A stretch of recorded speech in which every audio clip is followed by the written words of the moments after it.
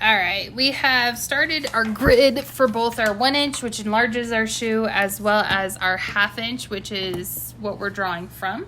As you can see, I started my contour line drawing, which is the outside of the shoe. That's this line right here that we're following up on the grid. And as you go through and draw, basically what you're doing is you're counting squares. So if I'm counting 1, 2, 3, 4, 5, 6, 7, 8, 9, 10, I follow that 1, 2, 3, 4, 5, 6, 7, 8, 9, 10, and it's letting me know exactly where I stop and what that's going to look like when I go into the next square. So you can see right here that's 10, I believe. 1, 2, 5, 6, 7, 8, 9, 10. Yep. And then I'm going to continue my contour drawing. It's kind of hard for you guys to see that here, but I'm going to continue it going up, making sure that I'm drawing exactly what I see in this paper onto my drawing. And as you do the contour line of your shoe, you really want to make sure it's the same as what your shoe looks like, because that's going to give you the idea of 100% scale and accuracy as you're drawing your shoe. You might have multiple lines on the contour, especially when you're in the laces portion of it, but that's okay. Just really make sure you're working through it, getting the straight line, the curve, and the bend of one, the straight line, and that the curve and the bend of the next one end in the same place. Because if they don't end in the same place, it's going to be off later on. Remember, you can erase if things get crazy off. It doesn't have to be perfect. Sometimes it's easier to, like looking at this guy right here, sometimes it's easier to look at the top of what's coming into the square than it is just keep trucking through the square. So you can actually see what you're working on. Let me move this guy over here for you. There we go, a little bit better view. And that'll make it so you can actually see, like, if this top part of where these laces are coming down are lining up with this bottom part. And then of course it's going to go on up and through, and then it's going to top out over here and make a curve. And I'm still just looking at the square because it's just like a puzzle, and we're putting together the contour of this shoe. See how this line crosses that line? Make sure that it crosses it in the same spot in both squares. And then this square, of course, takes off, so it's all the way up here. So I need to change the angle a tiny bit. And then as it takes off, it crosses this part of a little square and then curves right about here for the tongue. Then it's going to come down and through and curve even more. So right there you have a curve. This one a little far though, because this next curve is going to make like a little dent here, so I need to erase that tiny bit. Come down and through, and then again it hits this bottom part, and I'm going to follow I'm going to be following this curved line here on the inside, but note that it takes off on the outside, so you really need to look at your line as it's crossing. We can see that it's crossing in this spot here. Where am I drawing? Is it going to be crossing the same is the important part. So you really want to look at both at the same time and make sure that you're getting the best angle for both of them. So here's the little bit that crossed right here. This part is this part right here. And then right when it hits this line, you'll notice that it splits off this way for the back of the shoe.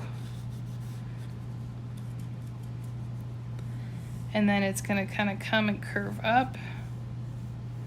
And on the front of my shoe, this actually splits down into the corner, which is going to, and I'm looking at this top line. Always look at your top lines. That way, if you just stick with that philosophy, you don't forget which one you were looking at and where it ended.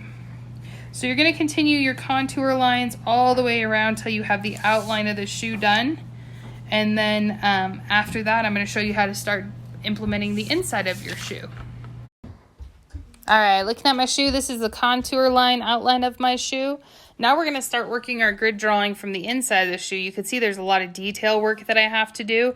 It's still the same process. It doesn't change just because it's the inside of the shoe. We're still matching up square to square and figuring out where those lines fall. So looking at the tip of my shoe, I'm going to go ahead and I'm going to count up 3 squares. So 1, 2, 3, and that's here. 1, 2, 3. I'm not counting this weird little guy down here, so 1, 2, 3, and then I'm going to go ahead and start drawing the line that's happening in my paper. It's harder for you guys to see because the paper's not close enough, so let me move that closer.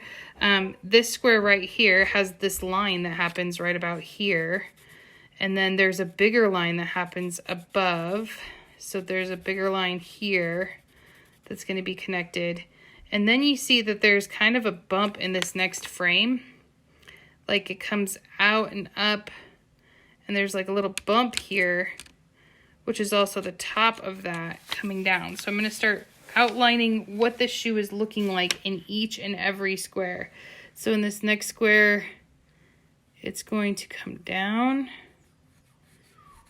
and this spot is going to come through like this, and then that one's going to even drop lower on the next square. So if you're looking here, because this is the square I'm looking at this line right here.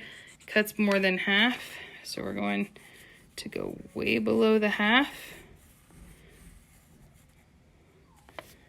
And then it's going to continue and continue till it empties out that other side.